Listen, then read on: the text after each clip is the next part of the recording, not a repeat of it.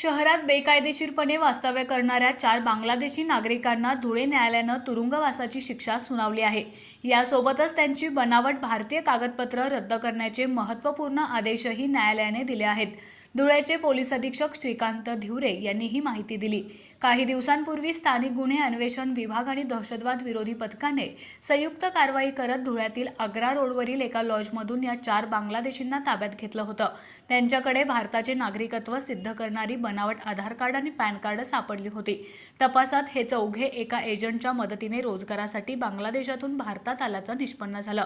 या प्रकरणी धुळे एलसीबीने न्यायालयात दोषारोपपत्र दाखल केलं होतं। न्यायालयाने या चौघांना दोषी ठरवत विविध कलमांखाली 3 महिने साधा कारावास आणि 6 महिने सक्त मजुरी अशी शिक्षा ठोठावली। तसेच दंडही आकारला। बनावट कागदपत्रांच्या आधारे वास्तव्य करणाऱ्या बांगलादेशींना शिक्षा होण्याची उत्तर महाराष्ट्रातील ही पहिलीच मोठी कारवाई मानली जाते।